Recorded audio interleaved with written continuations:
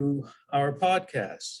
My name's Emmett McHenry, and I'm the CEO of Cycurion. I and my colleagues are very pleased that you could join us today. We will have representing three groups here today: Cycurion, Kivu, and of course, we will have our innovation person, Michael Phillips, will talk about his company as well.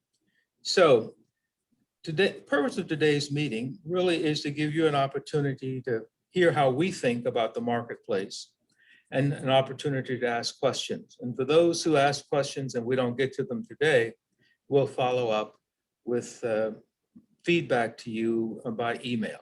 So, Michael? Hi, welcome everybody. We are excited about having this series started up, and we hope that you can join us on all of them. And our goal is to present you the most current events in cybersecurity or threats and keep you up to speed with the latest. So thank you, Emmett, for that introduction.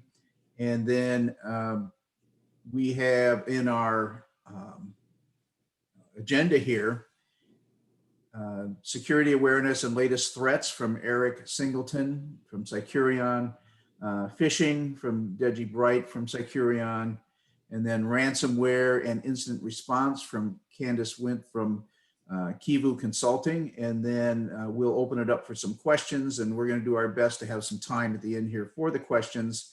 And enter your questions into chat as you go along, and then we'll sort through that at the end. If we don't get to your questions, we will post answers later if we don't get to them. And then Emmett's going to close us out. So quickly, you're all going to get a copy of this deck, but I'm Michael Phillips, and I'm the Vice President of Enterprise Solutions for SLG Innovation. And we do a lot of state and local government, which is implied by our name, which is SLG. And I've been doing this for a long time, which is why I have a gray beard.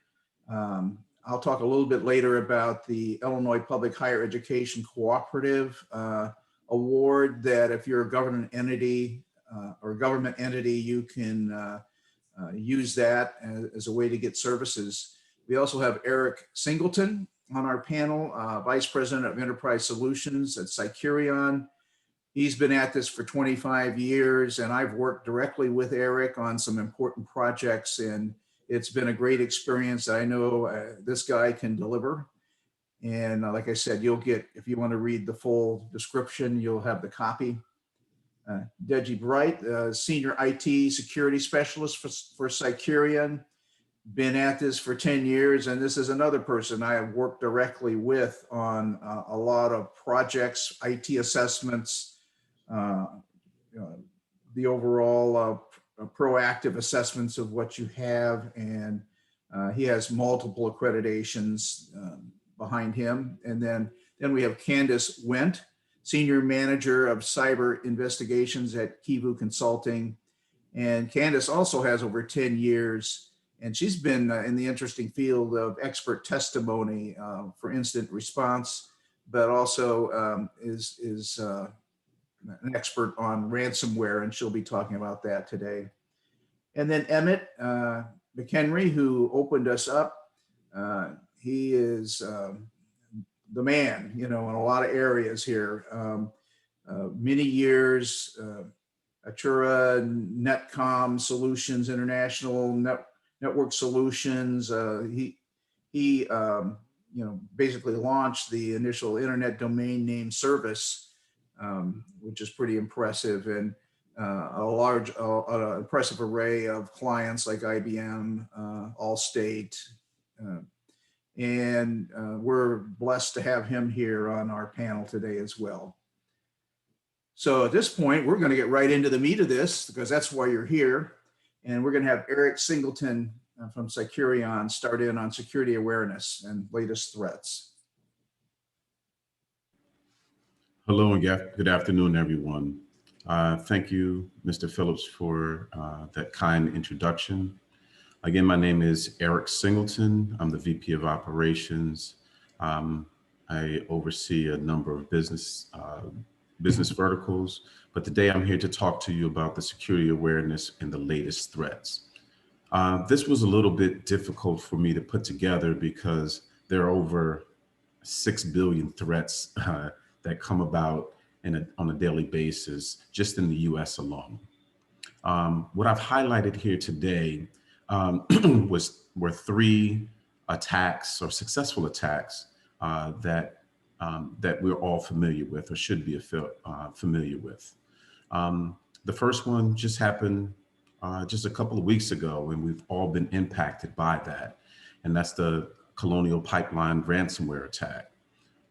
We're here on the East Coast of the southeastern East Coast of the United States. We're impacted, long lines at the gas stations, no gas whatsoever for days, and we still have some residual effects of that. I'm sure if you're up and down the East Coast, as further south of as North Carolina and up to Jersey, you've been impacted. And because we're in the District of Columbia area, just as of yesterday, there was no gas in at least 5 gas stations as of yesterday. So this is a very serious attack, and ransomware is affecting, as we'll see in later slides, the world.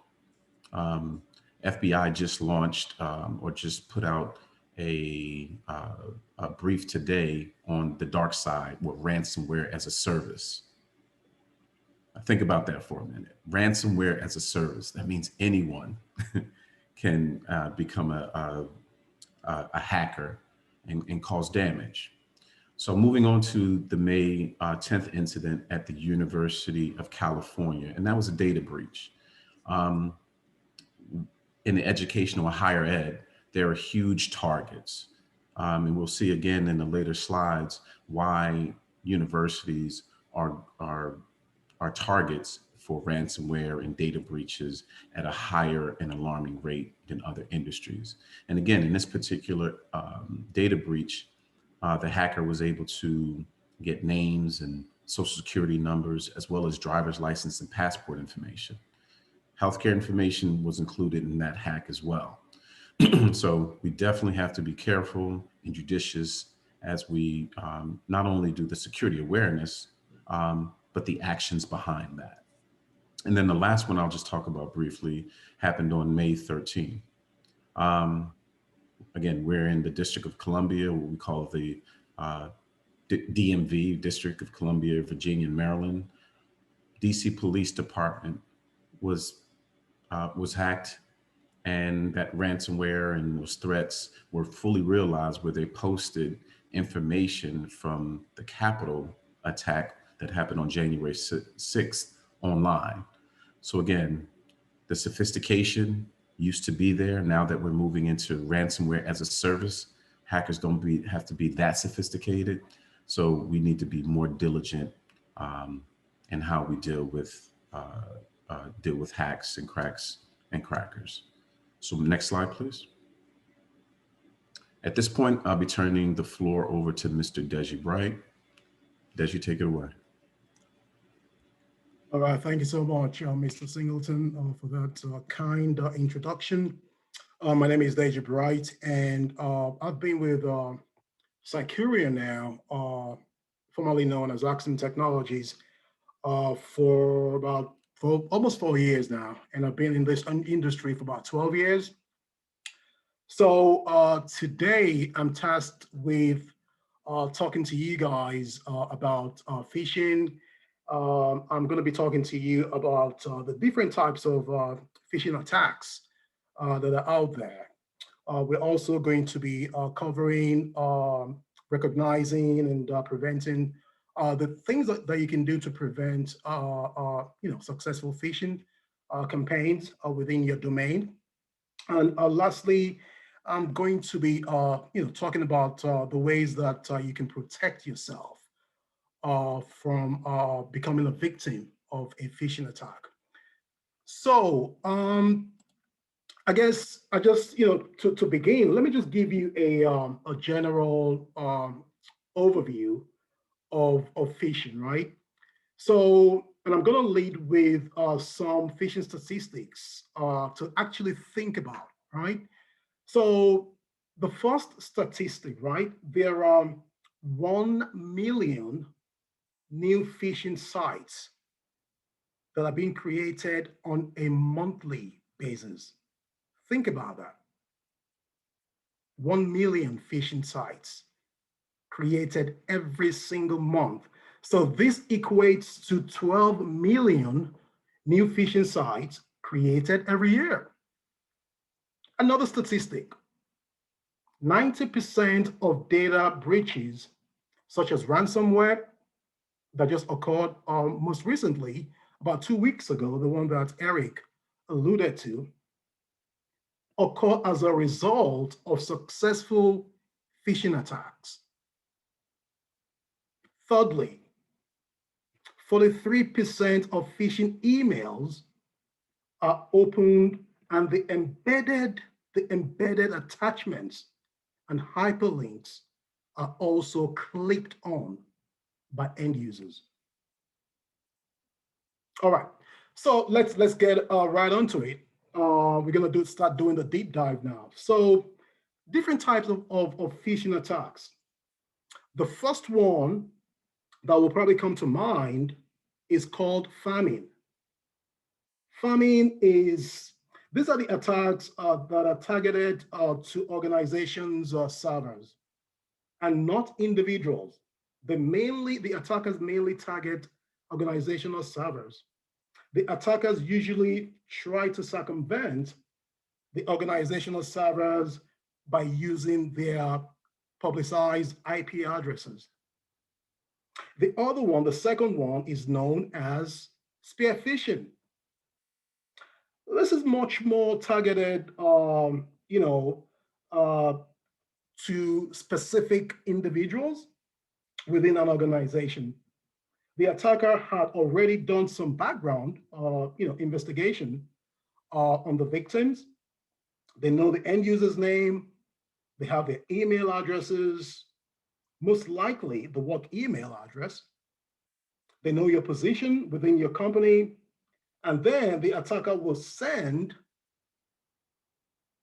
unsuspecting emails to these victims, and they will pretend, to be legitimate emails. However, the attacker's goal, is to steal your personally identifiable information, to steal your financial information, or your organization's sensitive or proprietary information. Now, the third type of phishing attack is known as whaling, as in whales, right? The fish, the big fish, actually the biggest fish in the ocean, right? So as the name implies, whaling is a type of phishing attack that targets C-level executive members, such as the CEO of a company, the CFO, the COO, and so on and so forth. These types of attack are usually specific in their requests and goals. And the last one is social engineering. And this is how attackers gather information on their potential victims, thereby making sure that your social media platforms, and this is how you can actually prevent this from happening to you, ensure that your social media platforms, such as maybe your Facebook account, your Instagram account, Twitters, and so on and so forth, that the settings on those social media platforms are set to private and not public. All right, so can we start from the beginning, please, Mike, from the first slide? All righty. So in this phishing email illustrated on the slide, what the attacker is trying to do here is the attacker used the target's null email address, right? And then they've actually tailored the subject and the body of that email to match the sort of emails that they would normally receive from the sender. The salutation, the email salutation and the email greetings are usually generic. Like for instance, as you can see, the attacker says their network user. So that's one of the red flags that you can actually look out for. Now, from naked eyes, this email looks legit, doesn't it? Right? So some of the red flags of a suspicious or malicious email are things like they'll try to to rush you, to hurry you up, right? The spellings and the grammar within the content of the email itself are usually, they're full of spelling and grammatical mistakes. And like I said before, the tone is usually very urgent. You got to respond to this email. It says, so they're given this particular receiver user 24 hours to respond to this email. That's a red flag. And sometimes, you got to double check. If you look at that link, it says myuniversity.edu/renewal. One of the ways that you can actually detect or recognize a phishing email is to simply take your mouse and hover around that URL. Oftentimes, you would notice that that's a fake URL. If you hover around it, that URL will probably take you to a malicious site. So that's not the real thing. Okay? Next slide, please.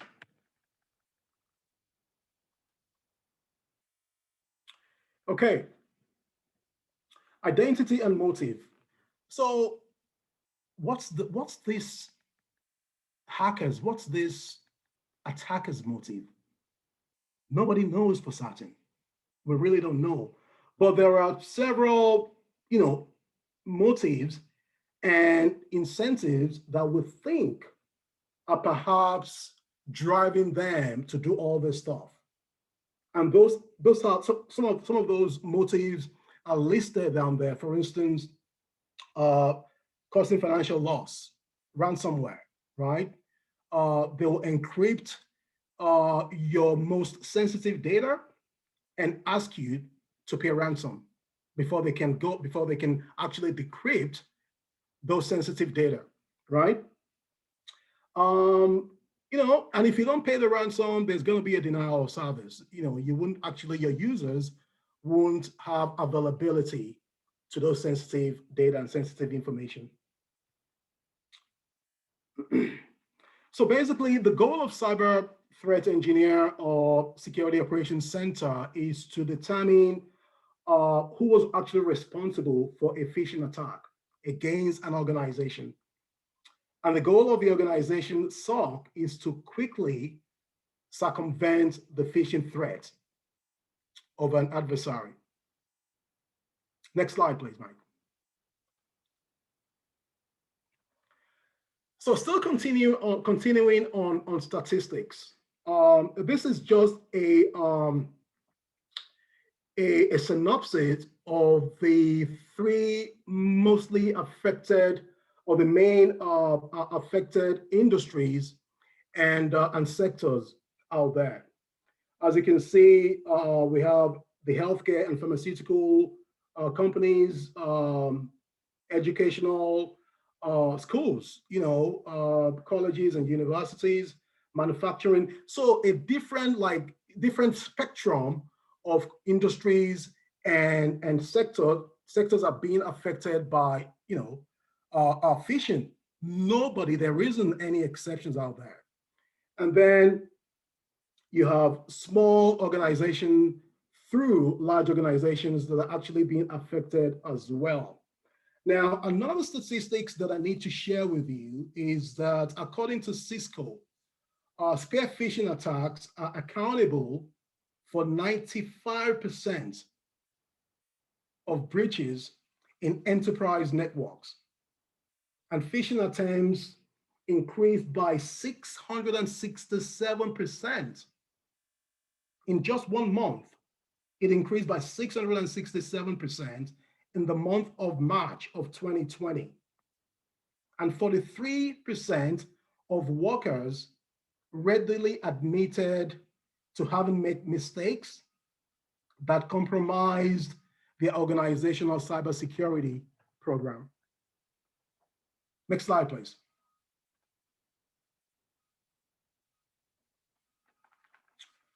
Okay.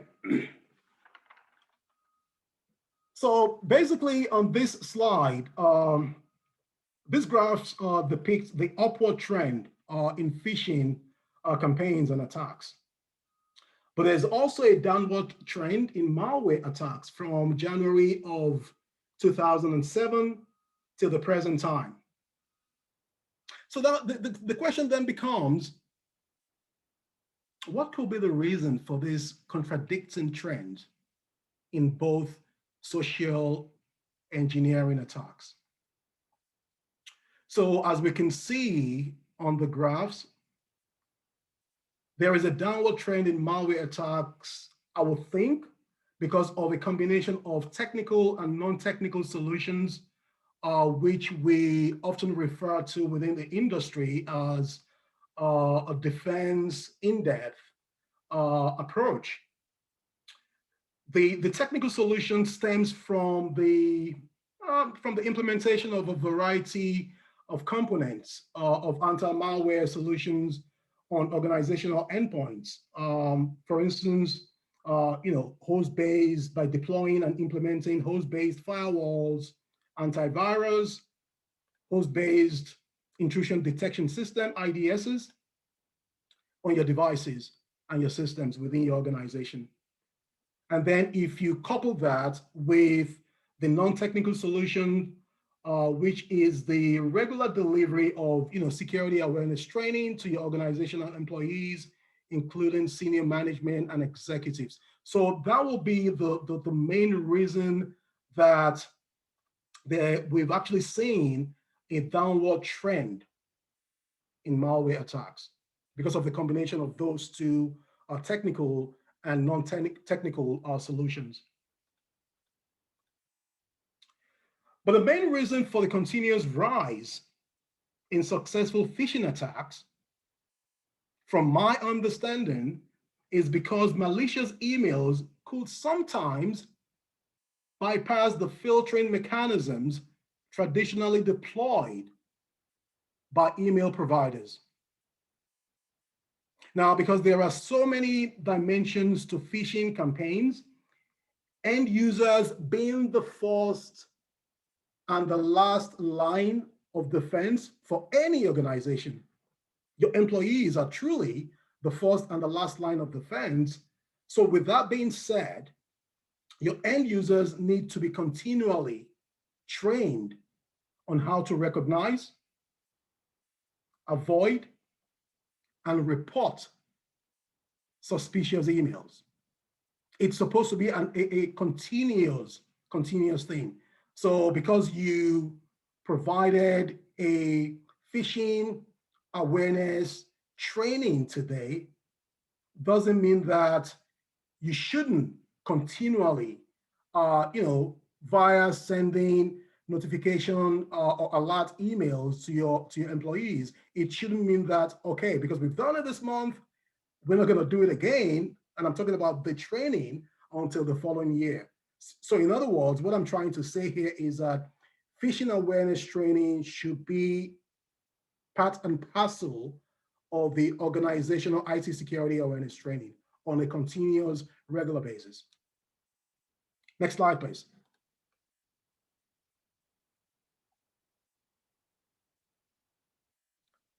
So, because phishing is still regarded as the leading cause of cybersecurity compromise all over the world, right?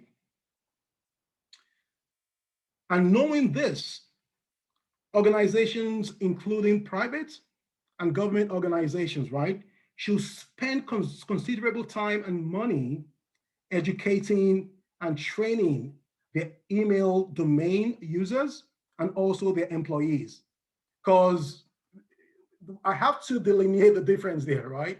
So email users could be your, they could include, or more often than not, they will include your executive members, right? And when you are training your employees, when you're training them on ways to recognize and avoid phishing campaigns, most organizations make the mistake of limiting, those types of training to just their employees, right? But so what I'm trying to say here is that you should always include your senior management and your executives in this training. Because there's no point in training maybe 99% of your employees and then forgotten about the 1% executive members. At the end of the day, those executives will be used as an attack vector. So you want to make it an all-inclusive phishing awareness training campaign within your organization. Next slide, please, Mike.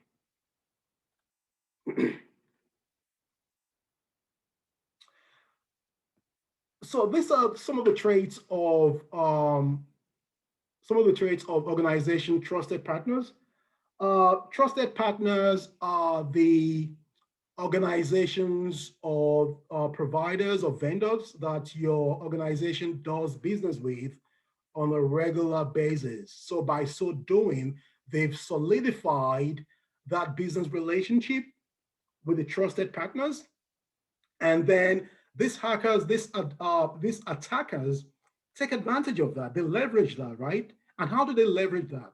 So what they will do is they will circumvent one of your vendors or one of your trusted partners and then pretend as if that suspicious email that they're sending to your users, as if those emails were being generated by one of your trusted partners, right? So you say things like, hello, Bob, this is Mike Smith, or this is Ben Johnson from ABC Vendors. Remember, you and I, our company or your company, we met at a symposium or some sort of business gathering in California a few months ago. You got to remember that they've already done their investigation, before sending out those types of emails. So you want to be very, very careful when reading emails. If you're in any doubt at all, just pick up the phone and call these companies just to verify and validate that this email actually came from them. Okay? Next slide, please.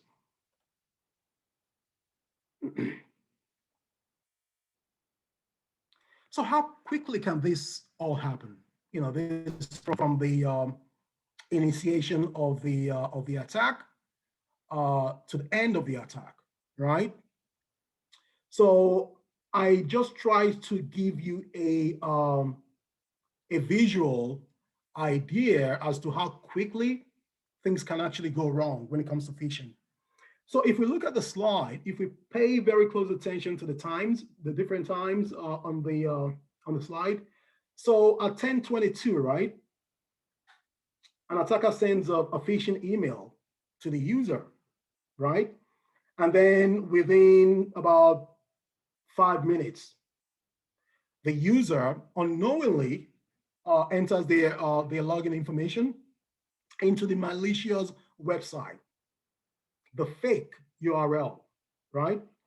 Within about 60 seconds, the attacker initiated access attempts, which means now they've gotten a hold of your credentials. God forbid, if this is an administrator's login credentials. So they've gotten a hold of this, right? They've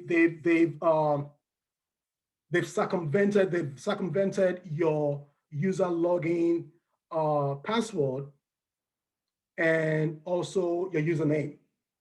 So they're now pretending to be you.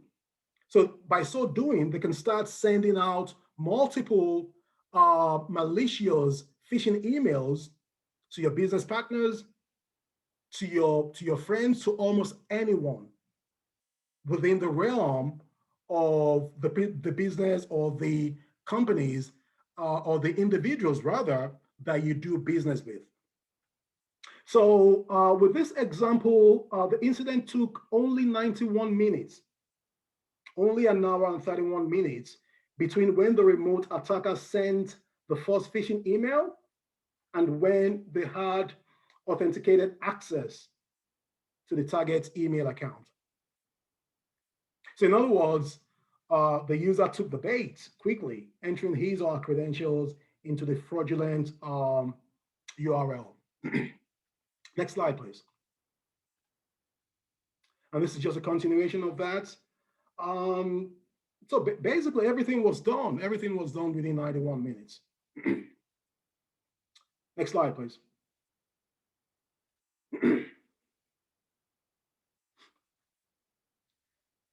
So how do you stay safe? How do you stay safe? I think I partially alluded to ways that you can actually avoid phishing emails or phishing scams. And I'm going to go down the list of the red flags to look out for when an email is being sent to you, especially when you receive a suspicious email. Number one, like as I've mentioned before, and I'm going to say it again, I can't say this enough, right? Be on the lookout for spelling and grammatical errors. And then the tone of the email it's usually, it has that urgent tone to it. You got to, they're giving you a timeline. You got to respond to these email within 24 hours, within 48 hours, and so on and so forth, right? And then oftentimes, they would embed malicious links and malicious attachments. And once you click on those attachments and the links, that's it. Your system is already compromised. And not just your system, associated system within the same network could also be compromised as well. And I'm not sure whether I've mentioned this, but sometimes asking the recipient of the email to enter personal or financial information, to me, that's a red flag. If I receive an email, I don't care who sent me that email. If I receive an email from anyone and they're asking for my PII, my personally identifiable information, or my financial information, to me, that's a no-no, especially when I'm supposed to be doing this online. I don't think I'm going to fall for that, right? So be on the lookout for that as well. And you also want to, double check the sender's actual email address. Oftentimes they will say something like, okay, Bob Michaels at, Cycurion.net or Cycurion.org instead of Cycurion.com. So there's always that, those little telltale signs, as you will. So you really have to be very, very, very, very careful when you are dissecting the content of within that email. And just hover around the URL. Use your mouse to hover over the URLs. The domain name could be misleading, and the URL in the browser might be a fake one and just a link redirecting you to a malicious and fake URL. Next slide, please.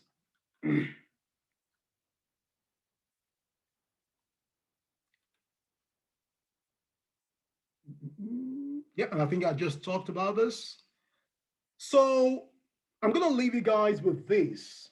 There are some tools out there that you can use to protect yourself and your organization from phishing scams, phishing emails, and phishing campaigns altogether. But the most important tool of all is a non-technical tool, right? And that's training, training, training, training, creating that awareness. Your employees are the first and the last line of defense. I already said that. Therefore, your employees must be provided adequate and continuous training on how to identify, number one, and also avoid, number two, and lastly, on how to report potential phishing emails to the right authorities, like, for instance, your organizational help desk or your organizational IT staff members. And secondly, the a more technical tool will be the deployment and the implementation of endpoint malware and web-based threat protection solutions, such as Symantec endpoint protection, McAfee, WebSense, Malwarebytes, Sophos, just to mention a few. And I think that's it from me. So at this point in time, I'm going to hand over to Candice, who's going to be talking to you about ransomware and incident response. Over to you, Candice. Thanks, Deji. Hi, everyone. My name is Candice. I work here at Kiva Consulting. I'm here to talk about ransomware. So ransomware in general is a form of malicious software. Its purpose, and its really only purpose, at least historically, is to encrypt data. A lot of times, and most times, the encryption itself is the only purpose of the ransomware. In recent times, though, we've seen much more sophisticated versions of it. And we'll talk about that in a second. But, first I wanted to kind of kick us off and kind of talk to you about what the current world of ransomware looks like. Historically, it's kind of been straightforward. Ransomware groups have boasted themselves as businesses, and we were expected, I guess, to treat them as such. So if you are a victim of a ransomware attack, historically, the first question many of our clients have is, well, how do we know that they're not lying? They're criminals. How do we know that they don't pay? And our standard response in those scenarios has been, well, they want to be treated like a business. So if they don't do what they say they're gonna do, no one's gonna trust what they do. And that has been the case for years. And recently that sort of started to change. As you can see kind of on this slide here. So this I actually pulled from a very recent negotiation that we did, where we encountered a group that re-extorted. And this was kind of the beginning of a few week trend that we saw this year, where they kind of threw that whole thing out. The whole being treated as a business, the whole integrity of dealing with ransomware groups out, where we made a deal with them for keys that for decryption tools that our client needed. And historically, after payment was made, they would deliver them. If they didn't work, they would fix them, all because of their reputation. And in the ransomware world, your reputation is everything. So what we encountered instead was that this particular group didn't live up to what they said. We made a deal. We made a deal for 20 keys, 20 decryption tools. This particular variant encrypted per device. So you had to pay per device.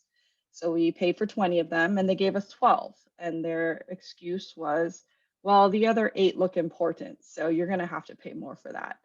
I think in this particular scenario, I think there were 3 re-extortion attempts, something that I've never seen before in all of my years of doing this. So that's definitely something that kind of creeped up this year.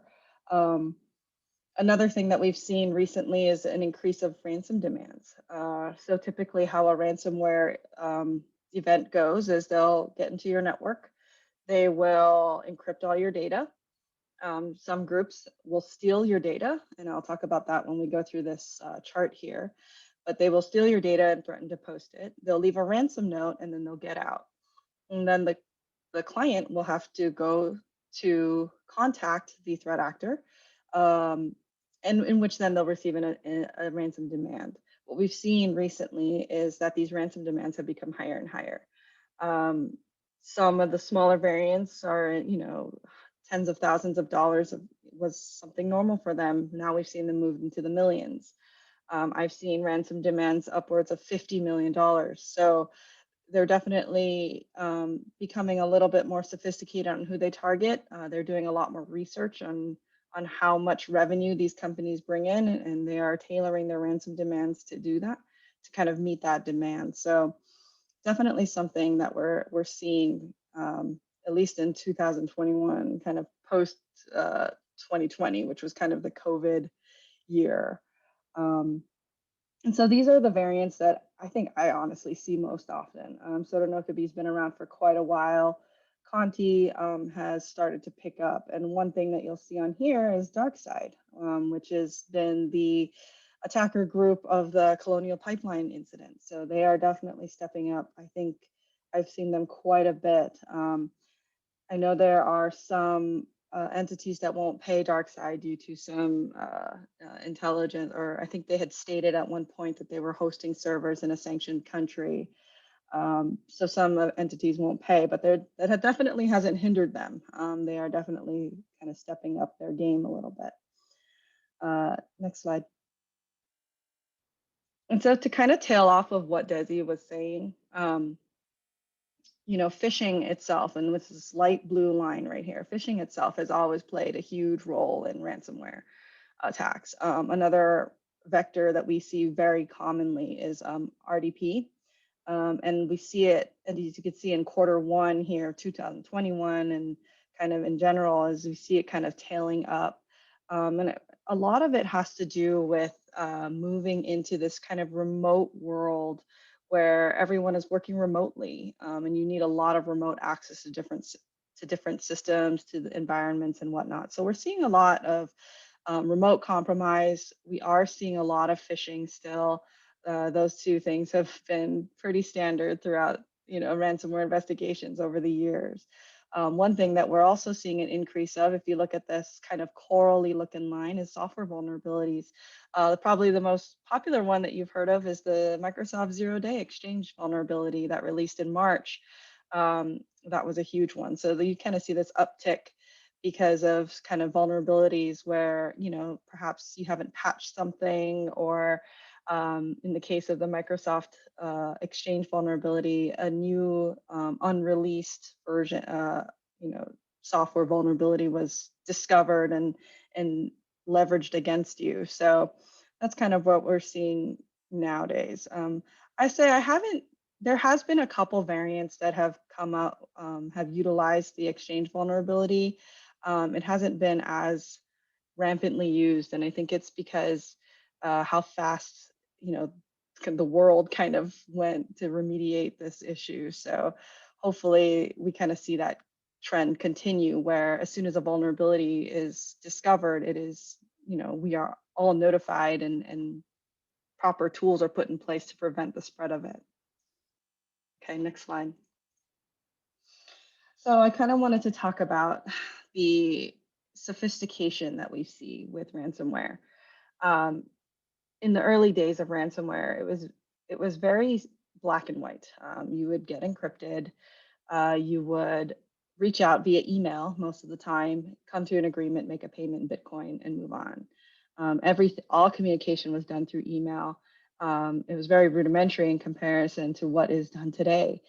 This right here that you see on the screen is the DarkSide negotiation portal. It is a very sophisticated portal, and this is most likely what the Colonial Pipeline team saw when they went to go talk to their threat actors and paid their $4.4 million ransom. This portal is an automated portal.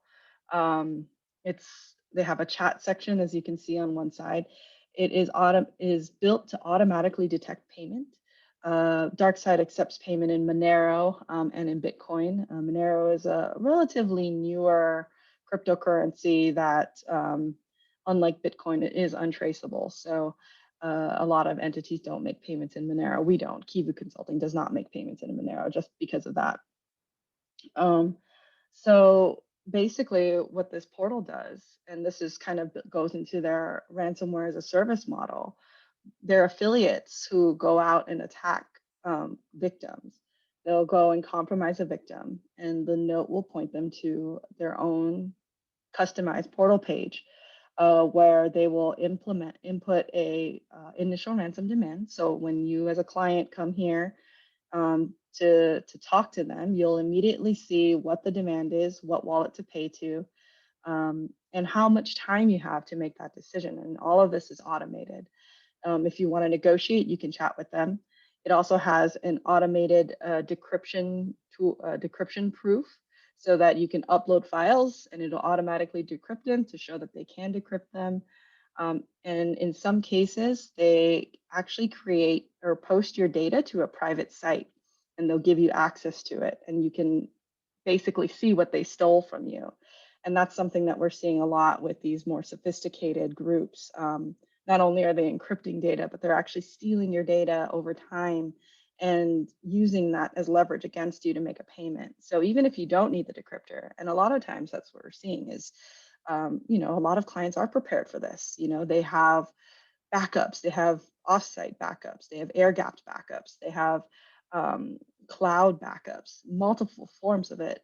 But they end up making a payment anyway because they don't want their data or their client's data leaked to the internet. So that is something that I wouldn't say it's new. I'd say it's within the last couple of years, but it is something that weighs heavily in the decision to make a payment to a threat actor, and they know that.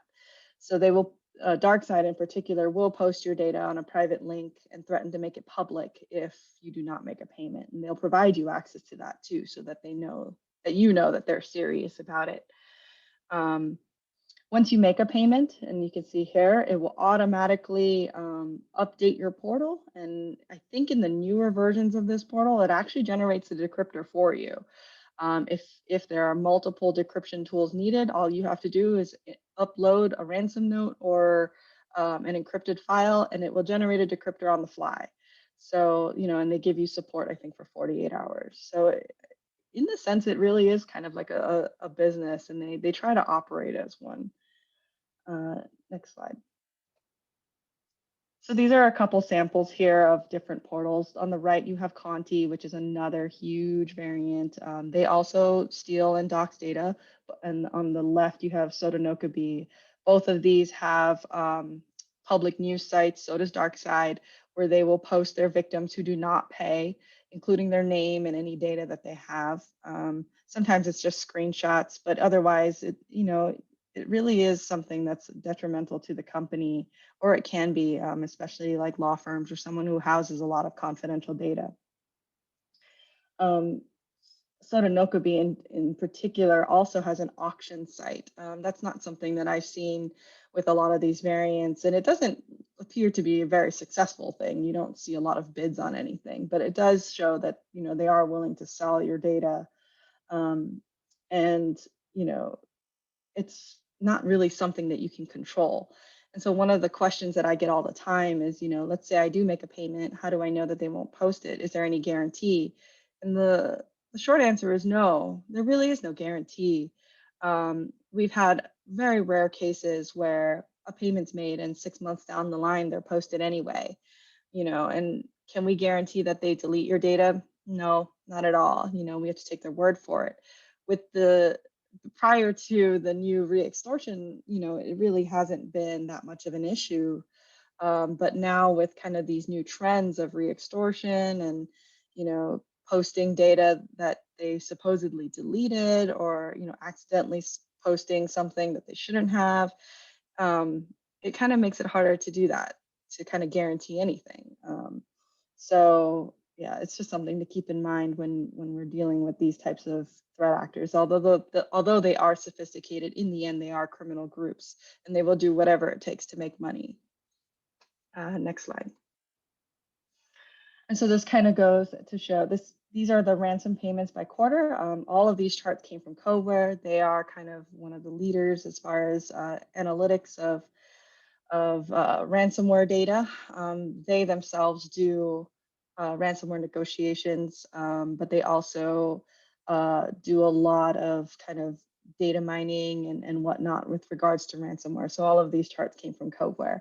But this will show kind of the median ransom payments by quarter.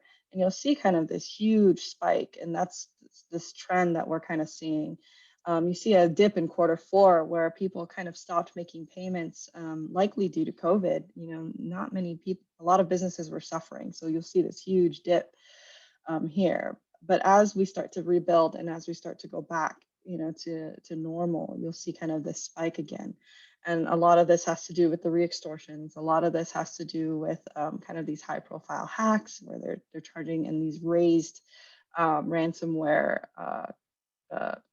demand amounts that just kind of push this back up to where it needs to be, at least from the threat actor standpoint. So, all in all, they really do behave somewhat like a business where when they see their profit margins drop, they have to adjust their techniques to kind of bring that back up. I'm sure we'll see more of this as the year goes on. And the next slide. And this chart here is just to show that the US is really the top victim, and it has been for many, many years. We've historically been the target for most ransomware attacks, far more than anyone else, any other country throughout the world. And kind of goes to, I didn't talk about it earlier, but there's a variant called CLOP that recently made the top charts. And the reason why they likely made those top charts is because they started targeting US victims. So, kind of going back to what Deji was talking about is we need to really prepare ourselves for prevention and preparation for being attacked. At this point, it's really not a question of if, but when. So, we really need to start preparing. And actually that ties in, if we can go to the next slide, to kind of this, the incident response timeline. The first stage of this is preparation, right? Is to prepare yourself for an incident. Disaster recovery is becoming a huge kind of focus point for this because, the sophistication of ransomware has come a long way, and chances are, your company or a company that is going to be affected by it. And we've had very sophisticated security groups become victims of ransomware, and they were able to catch it early on, because of all the tools that they put in place, but they still had unauthorized access in their environment, despite all their efforts, despite having a 24/7 security ops team looking at their environment all the time, they were still affected. So preparation kind of becomes very important when you talk about disaster recovery. Have a plan for when you experience a security incident. When I get called, we're usually in the eradication stage, so way down and below. Most of the time, when I get a phone call, a client is already identified that there's an issue because all their data is encrypted. They've contained it to the point where they've disconnected from the internet and isolated their affected servers. So when I'm brought in, we're almost kind of at the end here in the eradication and recovery. So when we come in, we need to focus on kind of removing the ransomware and employing whatever disaster recovery, if there ever is any, that plan that they have. So, from the containment stage here, pulling NIC cards, just isolating all the affected servers. We'll come in and do the removal. We'll provide, EDR solutions and whatnot, and investigation to figure out what went wrong so that we can get to this lessons learned stage. And hopefully from there, we can start back from the beginning and help our clients come up with plans to make sure that this either doesn't happen again, or when it does, there's a plan put in place. So, that's kind of the purpose of what we do is, obviously helping clients recover, but, giving them a plan for the future so that doesn't happen again. And I think that's it for me.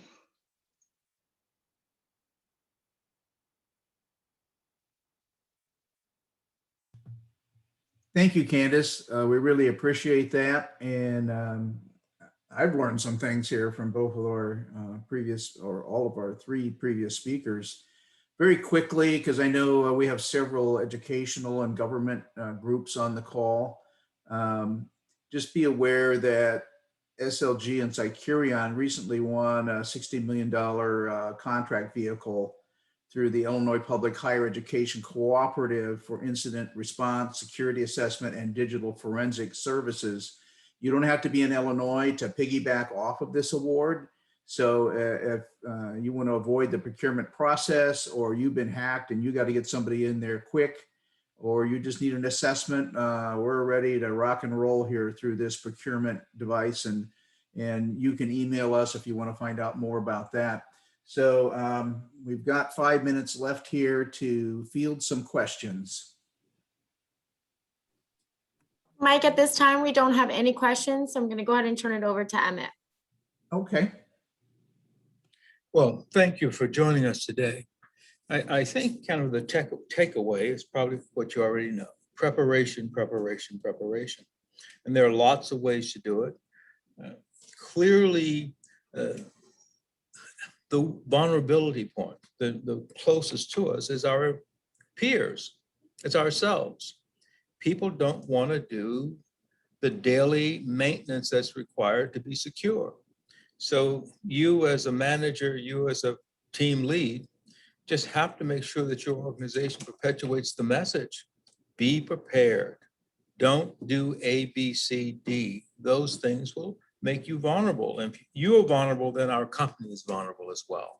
It's a key aspect. We at Cycurion really focus from end-to-end solution stuff. I mean, from establishing policy, working with managers to implement policy is a key piece. But we also are constantly looking at tools and developing tools to make the front end work, that is people getting access to you, to your data, much more difficult.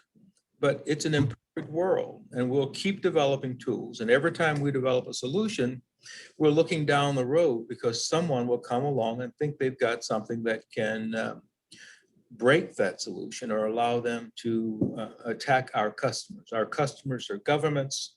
Our customers are commercial clients. We operate at the highest levels of security with those clients. But even there, we have to preach the message: preparation, preparation, education, education. It can be really boring and laborious to keep yourself focused on prevention. But if you don't do it, the costs, as you can see here, are so high, not just for you individually, but for your company and for our nation. So we really preach the message: prepare, prepare, invest in prevention, and be prepared that it's going to take time. Well, thank you so much for being with us today. It's good to have you join us in this first. Any questions that you might have as follow-up to this, any ways that any of us can be of help to you going forward, we're here ready to serve. And thanks everyone for participating: Candace, Deji, Eric, and of course, Michael. Thank you so much for Nicole for facilitating this. And everyone, just have a wonderful afternoon and look forward to seeing you next month. Cheers.